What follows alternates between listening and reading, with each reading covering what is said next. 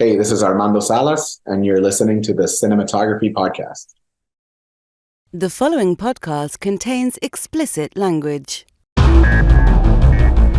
You're listening to the Cinematography Podcast presented by Hot Rod Cameras, a program about the art, craft, and philosophy of the moving image and the people who make it happen. Coming to you from the world headquarters of Hot Rod Cameras in Hollywood, California, are your hosts, Ben Rock and Ilya Friedman. Hey there, Ben Rock. Hey, Ilya Friedman. How's it hanging? To the left, always to the left. Good to know. Oh, hey, did you see the Charles Papert video? We must link to the Charles Papert video. Charles Papert, I want to say, not just a great cinematographer, not just a great former Steadicam operator, one of the best, but honestly, one of the funniest people I've ever known. Really funny. Like, cinematographers are not usually a really funny bunch, but Charles Papert is hysterical. I would say Larry Fong. Larry Fong is also really funny. So between the two of them, I mean, if you had them at the same... So if we're going to do like open mic night of Charles and Larry, who middles? Who's the middle cinematographer? Good question. Mike Mickens isn't unfunny. Mike Mickens is very droll. He's got a dry sense of humor. He does. Yeah. But I appreciate that. I appreciate that dry sense of humor. Wally Pfister was pretty funny. Wally Pfister was funny. Well, let's cut to the chase. Who is on the show today? Hey, Armando Salas is on the show. He returns. Yeah, and back on the show. You did the interview, and he's got a new show called Griselda. I think you've even seen that show. I even watched it before I interviewed him. Imagine doing that. You know, it's surprising how many interviewers out there don't do that, but you know, it is our policy that we watch whatever it is before the people come on the show to talk about it, because sometimes it's tough if it's like 12 episodes of a series, but we try and watch as much of it as we can. So before we get to the interview with Armando, we have usually our close focus, but producer Alana Cody put together some listener comments from a variety of sources, from LinkedIn, from YouTube, and I think we should go to the viewer-listener mailbag and we should read some of these. All right. Well, let's go ahead and do that, Ilya. Why don't you start and we'll alternate? Okay, so starting off with Ronnie Vega, who comments on LinkedIn. She is a student at Full Sail University in the Digital Cinematography Bachelor of Science degree program.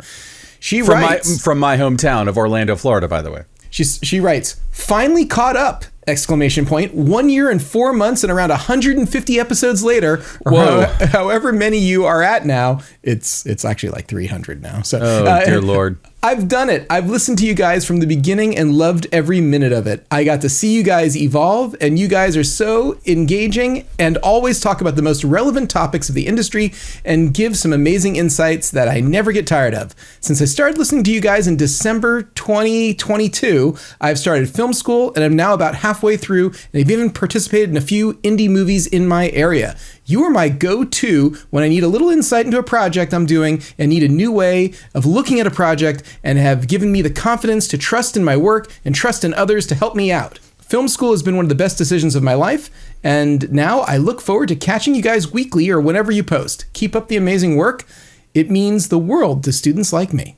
I just want to say, by the way, I have found myself on more film sets with Full Sail graduates than any other single school, period. And I'm not just saying this because I went to 2 film schools in Orlando, Florida. Neither one of them were Full Sail. And a lot of my friends who I went to film school with, like my friend Kenny Beaumont, actually ran the cinematography program at Full Sail for several years. I think he's actually shooting now. But Full Sail it's like a farm league for amazing crew. I mean, seriously, I was on a crew once and I was like, did everyone on this crew go to Full Sail? It's not infrequent of a feeling to have. Yeah, well, I know that the people who go to Full Sail are motivated. They are a motivated bunch, and the campus is crazy. It's like a converted giant shopping mall. It's like I know the one. I went to high school less than a mile from there. Wow, crazy. So yeah, if you want to go to a college inside of a former mall, Full Sail. That's a weird sales pitch, but they have a backlot. A lot of schools don't have that. It's an impressive program there. Yeah, sure. Most film schools' backlot is the rest of the college. That's exactly right. All right, Ben, who's up next? Kevin Blokland. I hope I'm saying your name right. It says translated from Dutch. All right, cool. Nowadays, a podcast is made about almost every topic. So also about videography, photography, and cinematography. For a year now, I've been listening to a very interesting podcast about the latter topic with the appropriate name, the Cinematography Podcast. You know, like we have, I would say not the most creative name for what we're doing. You know what? It's descriptive. It tells exactly what it is. No, that's true. I mean, like, as advertised. Sorry, I'm not done with Kevin Singh. Please continue. This podcast channel has been around since 2014. Don't you feel old? And every episode features an expert from the field. Whether you're a filmmaker or just an enthusiast, this podcast offers valuable insights and engaging conversations. A few episodes that stood out for me. The conversation with Hoyte van Hoytema, of course. Yes. A behind-the-scenes look at Ted Lasso. My friend created it. I could pronounce it correctly, for God's sakes. Catherine Coldiron on the importance of bad movies. That was a great interview. Yeah. I love her book. The podcast can be found at Spotify, blah, blah, blah. He says where you can find it. If you're listening to this, you already found it, so that's fine. As far as I'm concerned, this podcast is highly recommended. That's awesome. That's great. So moving to YouTube, we got a comment on the Greg Fraser Dune 2 episode from Dream Fearless, who writes, with everything going on, it wasn't until my second watch I even noticed the intent behind the lighting of the Harkonnen planet. Having the colors fade in the daylight because theirs is a black sun with a different properties is an amazing concept, but to communicate it so brilliantly with infrared photography is just, it feels like seeing genius. What an accomplishment. All right, well, nice. That was great. I'm glad that I love that whole part of that movie. I thought that, I mean, like, I love the whole movie. I love that whole movie, and it looks amazing. And Greg Fraser is one of the best people working today, obviously. But I thought that use of infrared was one of the most creative uses of infrared I've ever seen. And right below that, Grip M4040 writes, excellent podcast and even better questions asked to this legendary DP. Good job. From I am Patricked, the creator with Oren Sofer and Greg Fraser. Great episode. Two legends. Absolutely two legends. And I can't wait to see everything else that those two guys are going to do.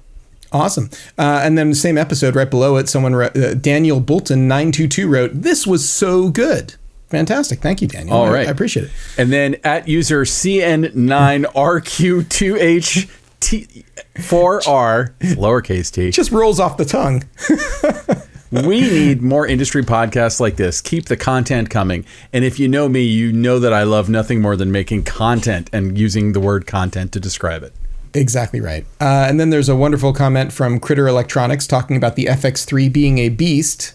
Small form factor, enough said, end of story. Okay, great. And then the final one, why don't you do the final one? All right, it's at ES Ben Johansson 6062. This is great. Balloon emoji. Congrats with your first video podcast. I think you're going to reach a greater audience with these through YouTube. Loved that you showed images as references to your conversation. I heard about Gareth's early test shots, but never seen any examples before. I've listened to you for years. You always have such great questions and insights. And it just warms my heart that people love us on video. Please keep those comments coming. I want everyone to see my messy office. You know, it is really wonderful. Believe it or not, we're really not doing this for the money. Really not doing it for the money. Really not doing it for the money. I mean, if I was doing this for the money, I'm doing it very, very poorly. Yeah, I got to say, I am a firm believer in altruism. I feel like the podcast is a little bit of altruism here because it costs us to keep this thing going. And it's wonderful that we have sponsors who help pick up some of the costs, but they tell us too that they love it and they love the fact that this exists. So I think as long as we keep getting good comments and people keep saying that they love it, then I think we'll keep doing it because we're having fun and it seems like the audience is having fun. And ultimately, if we can somehow figure it out how to fit this into our lives, then I think we should keep it going. Oh, absolutely. I mean, I feel like we've already figured out how to fit it into our lives after 10 years. Exactly. 10 years. They've just gone by so fast. I got to say, I feel like it's easier doing it now than it ever was in the early days. So really, we've got it nailed. And that's mostly because of Alana, Cody, and Ben Katz. That's exactly right. Yeah, I guess you could throw Case in there too. So well, Case's work has pretty much been... He did his work 10 years ago. And then he did a little bit of work after that, but mostly, 10 years ago. Yeah. But Alana and Ben made it easy, and then Zoom made it even easier because that's true. We used to insist upon only doing interviews when we can be in the room with people, and now we've interviewed dozens upon dozens of people who have no reason to be in LA, and that's just great. We never would have interviewed Frederick Wiseman or Mandy Walker had we insisted upon doing it in LA. I could go on. There's dozens of people. Well, we had other things that we could talk about for Close Focus, but I think that viewer mail took up all the time that we should probably spend on that. Why don't we get to the interview with Armando Salas? Here we go. The Cinematography Podcast Interview. Firstly, thank you so much for coming back on the show. It's always great to check in with people as they go through their career and do a greater variety, more diverse stuff. And Griselda is, I didn't know the story of the real Griselda. So I kind of, looked that up while I was watching the series. But how did Griselda come to you? What was your first contact with this as a series? Well, with this project, one of the producers, the line producer, connected me to the director, Andrés Baiz. He was looking for someone local in LA, ideally that spoke Spanish, since about half the script is in Spanish. Yeah.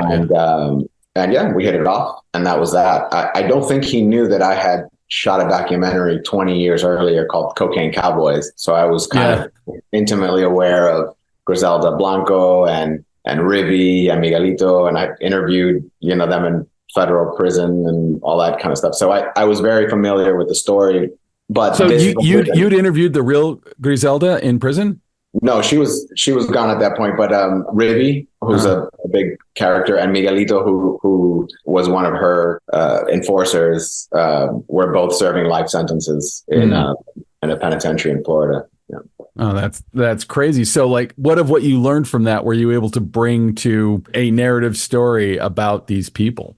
In the end, we're making a work of fiction, right? And we really want to connect with the audience, and the things and hear and about Griselda Blanco is, she's a killer, a psychopath, there's not a lot of redeeming qualities when you're just doing the research on the drug wars in Miami at that time. So really what it gave me was just a sense of what the real world is and who the players were and the general feeling and vibe. I mean, Rivi is very much just as charismatic 20 years later in a federal prison. I mean, his hair is perfect and he just looked like a Don, and you can't help but like him, and you have to remind yourself of how many people he killed, So and I also grew up in Miami, so it's more just about a vibe check, just making sure the world feels authentic, even if it is a little bit skewed, if it's our version of that world and this fictitious package that we're putting together. It's shot in Los Angeles for Miami. Even if we were in the real Miami now looks nothing like Miami in 1978. So it's just about finding the world, curating that world, and then presenting it in a way where the audience buys in very quick so that you believe what's happening. Because even when you're staying true to real events, some of the more far-fetched, unbelievable things are completely true. Yeah. So it's just, more about world building than about being truly accurate to any specific fact. Well, I'm really impressed that this was shot in LA for Miami because I'm from Florida and I had family in Miami. So I was going back and forth to Miami during the time periods that this whole series takes place. And a lot of the Miami set stuff looked like authentic Miami. I'm sure a lot of that's production design and good location scouting. But I always remember even growing up, if I'd watch I Dream of Jeannie, my parents would be like, that's not Cocoa Beach. Look at those mountains. Did you ever find yourself on Mountain Patrol or Horizon Patrol, making sure that or is that something did visual effects just clean all that up later? And we actually were really good about it for the most part. There's times where you pick a great location because it fits great and it looks great. And then you say, okay, well, when we look in this direction, you got to clean up those mountains. But for the most part, it was really kind of careful location scouting and really extensive net over all of the Los Angeles area. I mean, we ended up in Long Beach and San Pedro a lot, but we were really all over the place. We do break away from it a little bit in episode 4 when she goes to war, the Palm Beach estate. It was a hilly estate that we found, but the location was so perfect for that episode that I haven't heard anyone mention it or complain. Just, it's visually so striking and just fit everything about the tone and the structure of that episode. It didn't I was watching it with that eye, and I'm watching it for cinematography, and none of that drew my attention, which I guess is really, ultimately what you're going for. So you're doing, a period piece that's covering, what, about 30 years ish of this? No, there's a jump forward at the very end. Yeah. That's what I mean. But 90% of the story is 78 to 83. Well, and I thought it was interesting when it jumped to the end, kind of the vibe and the look changed in, kind of in that last episode. When you're doing period piece, when you're creating a period piece, are you trying to evoke the feeling of the period? Are you going for authenticity? Some movies like The Holdovers or all of Ty West's period films are like filmed like they were filmed, like they would have been filmed at that time. Like, what's your kind of overarching theory about approaching a period look? So we didn't take an intellectual conceit. Like, I wasn't lighting with just tungsten instruments and carbon arcs. I wasn't only using lenses or camera technology that existed at that time.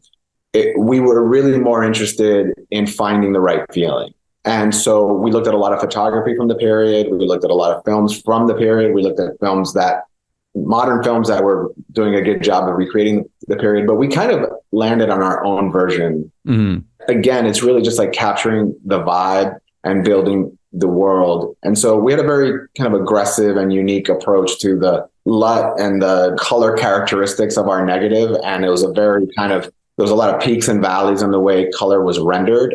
Some of that was based on a lot of Polaroids that Andy, the director, was taking during pre-production. And then I got in on the action and we started staging a lot of pictures together while we were on director scouts. And it really helped us choose locations that had some kind of, they really distilled down the image. It's a really kind of rudimentary tool in the sense that it doesn't have great color reproduction. It doesn't like an actual Polaroid camera. Yeah. Andy. They still make those, really?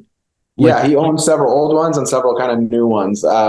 That's cool. It was just for fun at first, but then we started just using them as a tool, and I ended up with this mosaic on my office wall. And he also had, like I mentioned, we were looking at a lot of period photography. Some of that was inspirational, like Andy Sweet, who was taking photos in Miami at that period for location scouting. It was really a great tool to say, oh, this montage where the cab is going through the more rundown parts of Miami to set the tone in the first episode, we need a piece that looks like this and a piece that looks like that. It was really useful tool in focusing our location scouts, because when you tell a locations department, go find us a corner that looks like Miami, it's a very broad request, but when you get very specific about finds, then it becomes both harder and easier in a sense.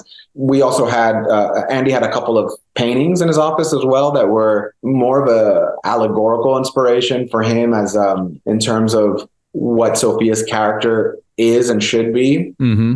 But one of those paintings called Salome Dancing had this beautiful combination of gold and green. And that I also used a bit of that. So, it was a collection of inspiration, no one thing to point to. And then my colorist and I built this LUT that we spent a few weeks iterations on improving. And once we finalized it on the hair, makeup, and wardrobe tests, we were kind of off to the races. But it was really important to share those tests and charts along the way with our production designer, our set designer, set dresser, and costumer, because there was quite a few colors that would not render realistically. They would not render faithfully to the garment. So if, you put somebody in a lime green dress, it might render mustard, or it might go more olive, depending on the lighting, because there were several frequencies that just didn't exist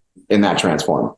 What about the prosthetics? Because I read that Sophia had to wear more prosthetics to look more like Griselda. And was that something you had to take into account, or was that something that was done so well that you could just shoot it however you wanted to shoot it? So Sophia was adamant on wearing a prosthetic, not to look more like Griselda. It was just to transform her face, to make her more masculine. I mean, everyone knows her as this kind of supermodel, beautiful, woman, and so she also like known for comedy, like known for being hilariously funny. Yeah. So it was just a bigger brow, eyebrows, nose, and so it just gave her a much more masculine face. Mm-hmm.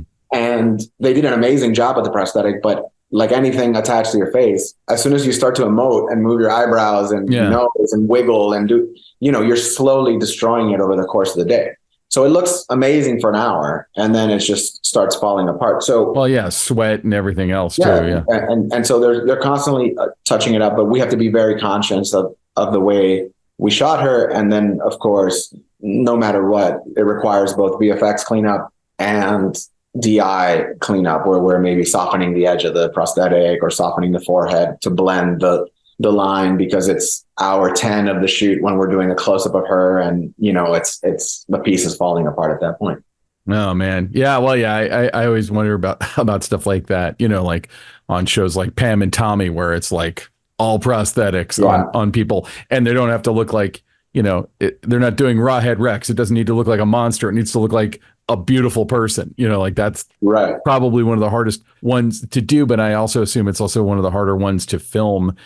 I feel like you've already kind of answered this question, but it's something that just kept coming up while I was watching the series, is that it reminded me of a movie from 1993, a Brian De Palma movie called Carlito's Way, which kind of takes place in the drug world. It's set in New York, but it's got similar kind of music, similar kind of colors. I mean, obviously that one was done all photochemically because it's, now 31 years old. But I was wondering if that had been any kind of a touchstone, because even sometimes the way you move the camera, and I mean this is the highest compliment, is that there was kind of a De Palma-ish vibe about it, which I've said this many times, like I don't know anyone who moves the camera like Brian De Palma. Yeah.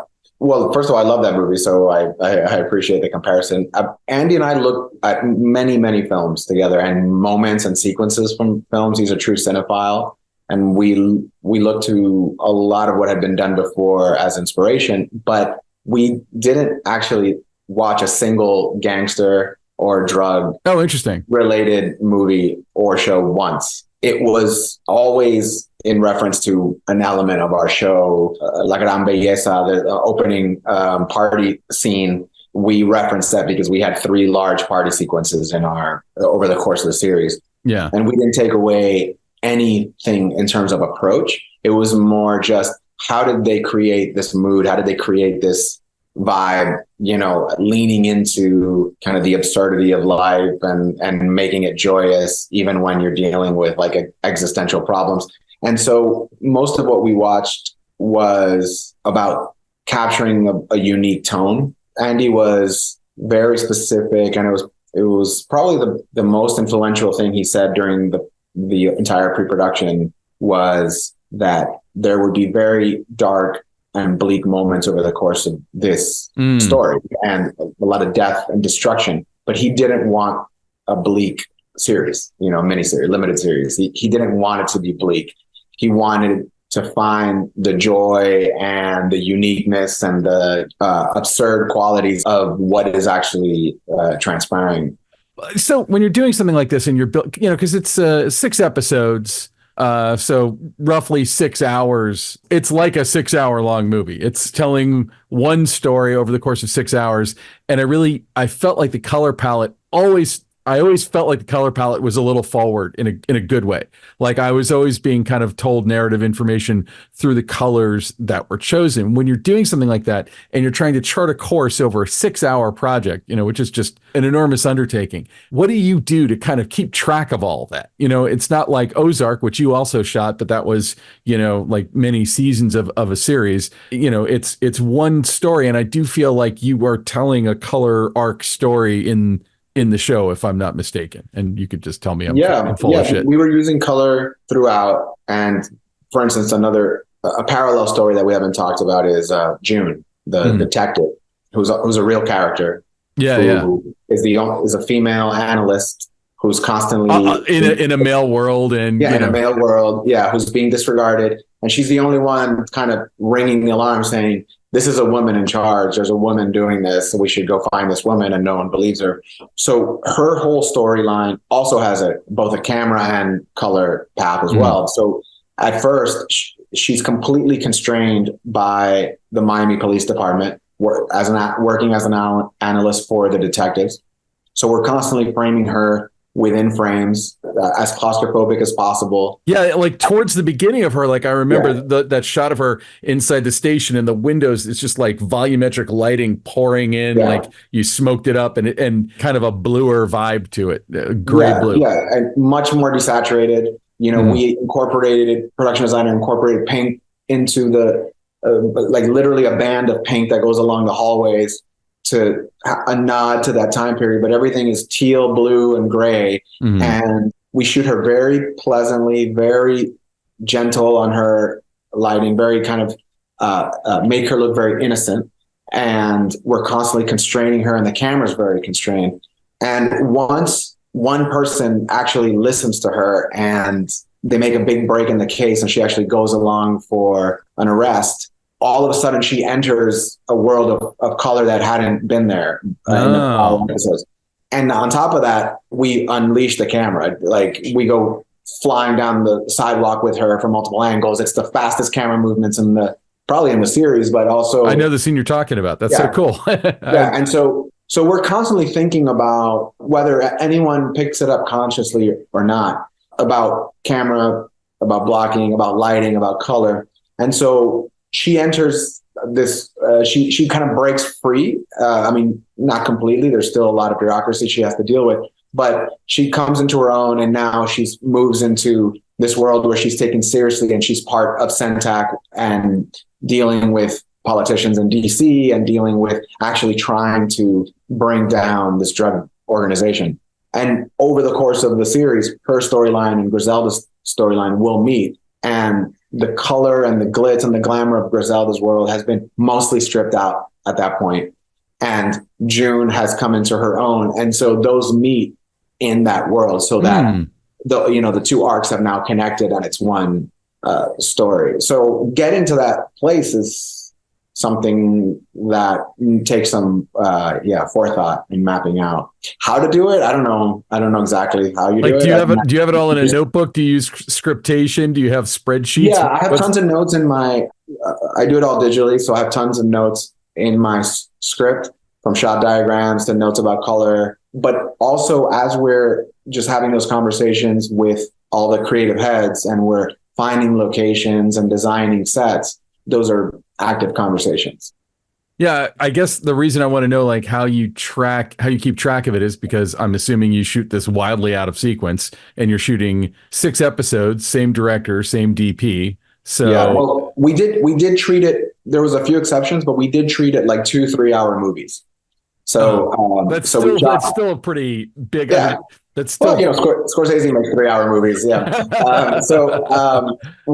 It was basically 1 through 3 and then 4 through 6 with a few exceptions, but very, very few. But when you have these like really specific style choices that you're going for, like this color story. And to me, like nothing fascinates me more than figuring that stuff out and seeing how people use that kind of stuff. And I could tell that it was something you guys were doing.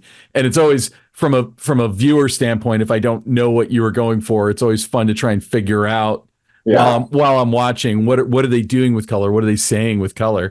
But, like the practical thing is that I think is really hard to understand until you're like making a film or a TV show. It's just how easy it is to get lost in all this stuff and then be like, oh shit, here we are. It's, it's the day where their two colors meet. If you're waiting to the day of, to remember it, you're going to be in a lot of trouble. No, I mean, that's an extreme example, but it's like, how do you make sure that you aren't? How do you make sure that you're on the right track the whole time?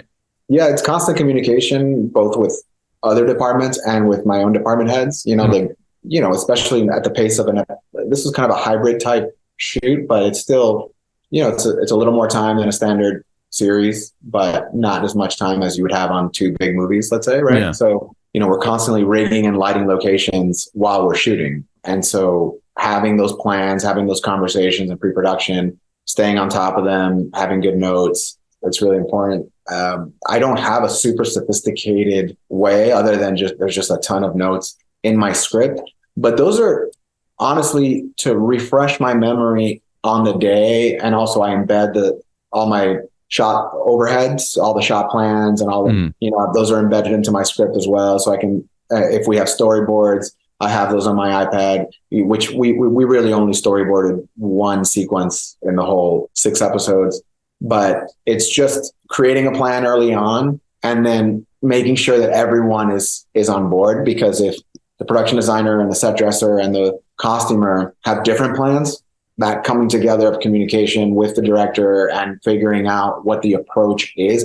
And it's not always super specific, like there's no red and no yellow in this sequence. It's more about a limiting of color in some cases, but also, we want to lean into this approach for these sequences at this point in her, story. And so keeping tabs on all of that can get tricky. And then sometimes you're on set and you're stripping things away because maybe they don't make sense, or an actor shows up, a background artist or a smaller character shows up in a wardrobe and you go, that doesn't work for the scene. You try to avoid that as much as possible, but every once in a while it does happen and they go back to the trailer and come back and something that does work because that one detail fell through the cracks in the prep process. It's such a deep show with so many facets.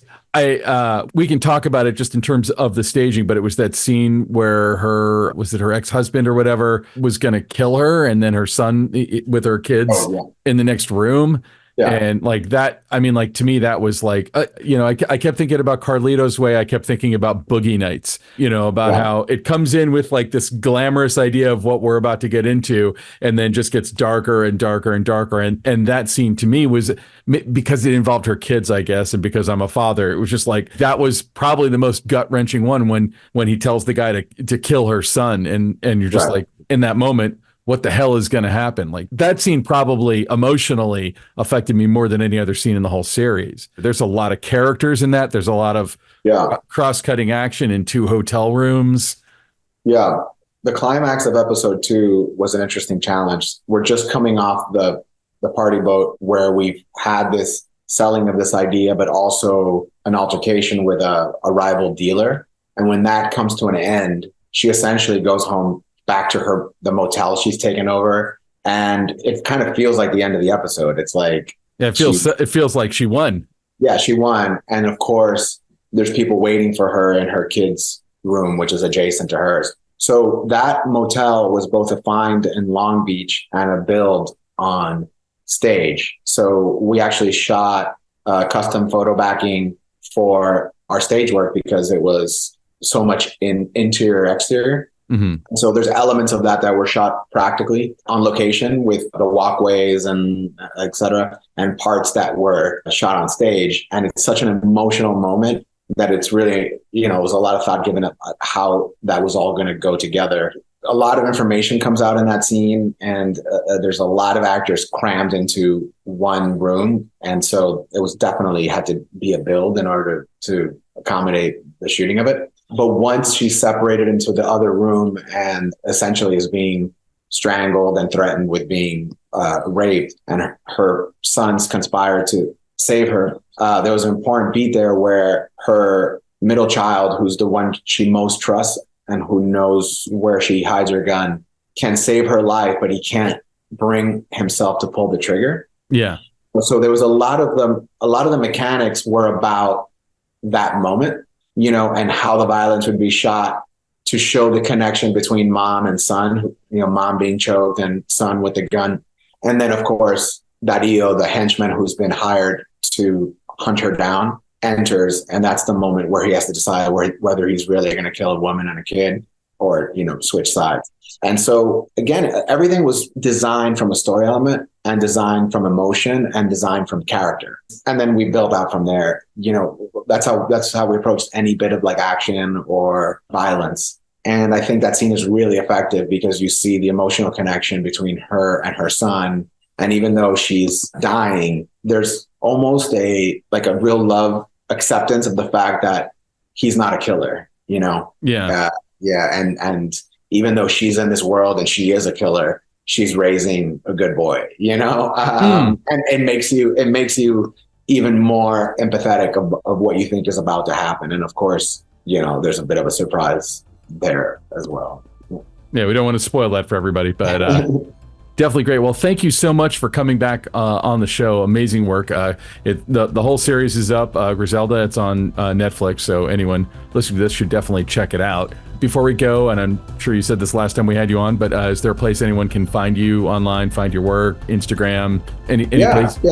Yeah, I'm on Instagram at Salas, and my website is online, easy to find as well. Cool. Well, Armando, thank you so much for coming back on the show. Thanks for having me. It was great. All right, so that was Armando Salas. Thanks so much for being on the show again. I can't wait to check out Griselda. I haven't seen it, so it's really awesome. I mean, I say it in the interview, but it really has a vibe that reminds me of Carlito's Way in the way it looks. And if you know me, you know that I think that no one shoots like De Palma, and so that's pretty high praise. That end of Carlito's Way is so good too. That whole escalator sequence, that's great.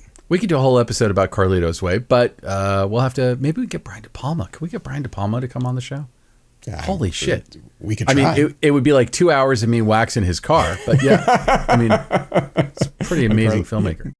And now, short ends. All right, so Ben, it is our short end time of the show. It's a time when we talk about our pet obsession of the week, whatever we've got going on that we can't stop thinking about. It's just kind of like, you know, on repeat, that hamster wheel of that internal monologue just kind of going on and on. What is your short end? So I was looking up some videos, and the YouTube algorithm has found me again. And somebody named Cinema Tyler did a 21 episode series of video essays about Apocalypse Now, about the making of Apocalypse Now. And I could watch everything about Apocalypse Now. Is such a fascinating movie. George Hickenlooper made a great documentary called Hearts of Darkness about the making of Apocalypse Now, which came out, I think, in 1991. They used footage from that, but they used footage from everything, contemporary interviews with people who were still around, who worked on the movie. And Apocalypse Now, you know, is noteworthily, if that's a word, you know, one of the most troubled productions that ever happened, and resulted in, honestly, I think one of the best war movies ever made, if not one of the best movies. You know, I'm not a stan for Francis Ford Coppola. I love The Godfather, The Godfather 2, The Conversation, and Apocalypse Now. And he made other movies that I like, but those are the ones that I'm like, those are all freaking masterpieces.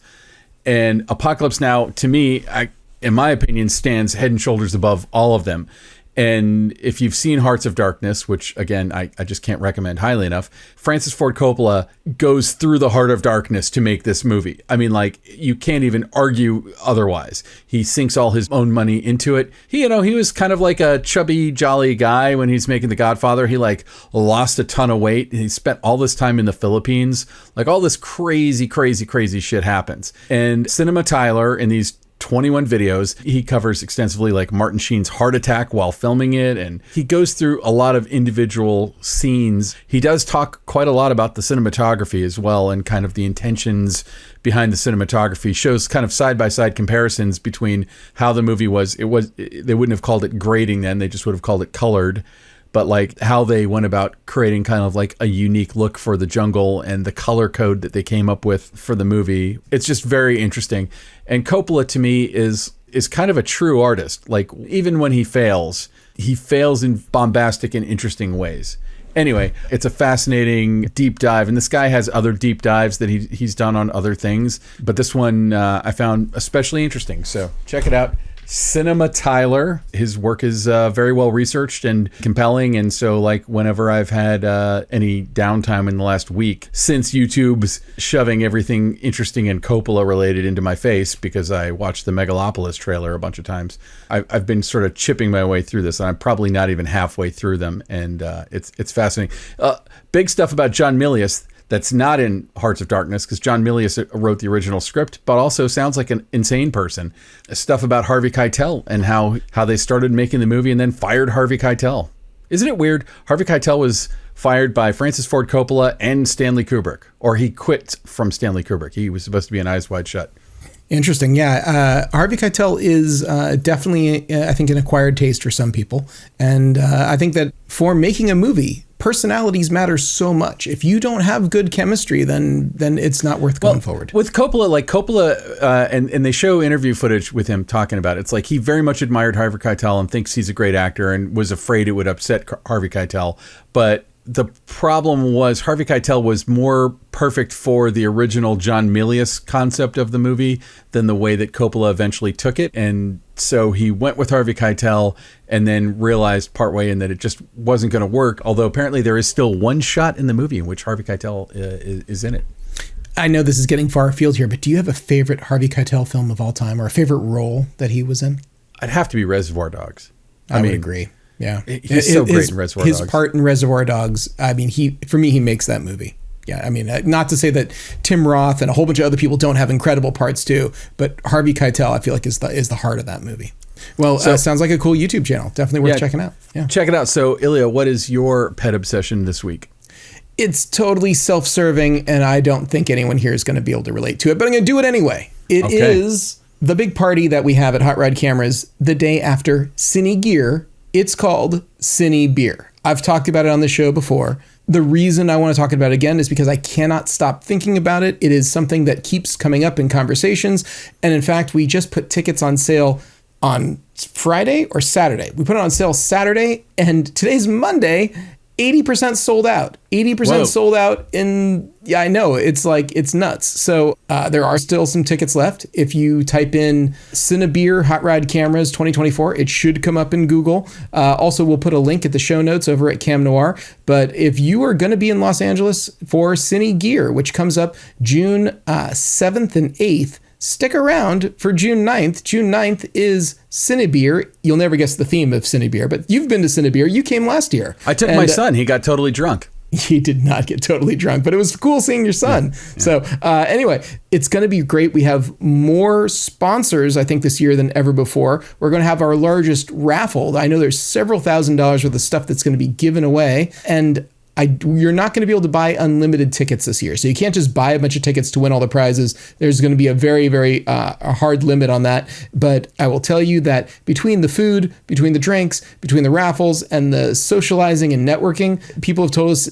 it is the social event of the season. And I believe it, which is crazy considering there's now like 10 parties that weekend, or between like Wednesday and Sunday, there's like 10 different parties that go on all through town and all around. So yeah, that's something. No, I think Cinebeer is awesome. And I remember doing 2 live podcasts there, but I guess we're probably not doing that this year. I don't think we can somehow shoehorn that in, but I am working on another live podcast thing, which we'll get to at some point. But Cinebeer, I don't think we can shoehorn it in. We got so much stuff happening. It was so loud too. It was like hard to. It was tough. But it was like our first interview with Fade and Papa Michael was at Cinebeer, and our first interview with Checo Varese was at Cinebeer.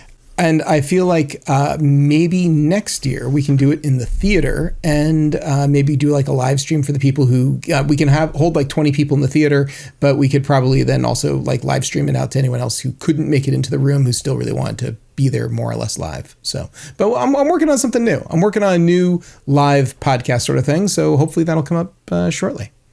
All right. Now I'm intrigued. And dear listeners, I have no earthly idea what Ilya is talking about. No, I'm springing it on you right now, but it's something I've been working on for a little while. I don't know exactly when it'll happen, but hopefully this summer. So we'll, or maybe in the early fall. So not too long, but live podcasting, live interaction at its greatest. So Ben, I think that just about does it for this episode. Where can people find you if they want to track you down?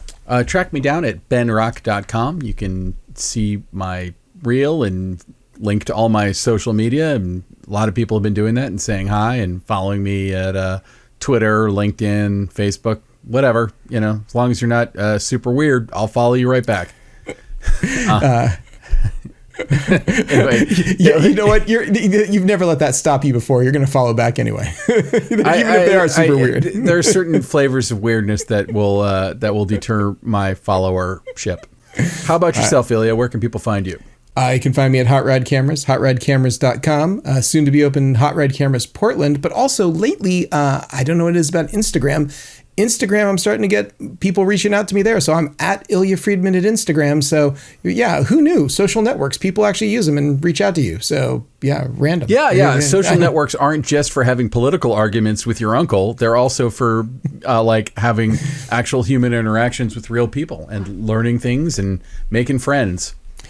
It's crazy, but it seems to work. So yeah, a couple people reached out to me on Instagram this week. So by the way, this came up at the very end of our podcast last week, but we both know Toby Wilkins. That's right. And exactly last week, as I said I was going to, I sent him a message through Instagram saying, have you seen this? And it was us being really meta right now, talking about us realizing that we knew the same person. And it was so weird because we didn't really talk, but we Instagram messaged a few times after that. And he's like, oh man, that's, such a small world. That must have been that thing. How we thought we knew each other was through Ben. And he's like, maybe we both met at Ben's, but I cannot place it once. So I don't think so. Toby has never been to my house, so that's physically impossible.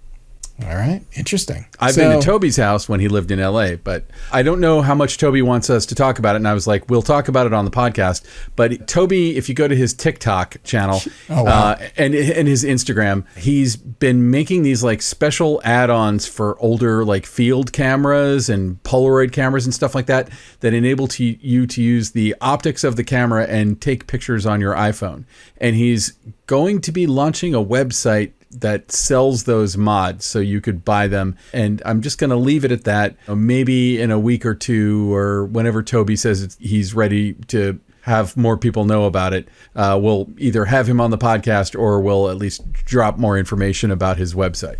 It's fun. He has a little Instagram reel called the Moving Polaroid Project or something like that. And it looks really good. And it's using an iPhone 6. I mean, I think we should have him on the podcast because if nothing else, he has a very soothing voice.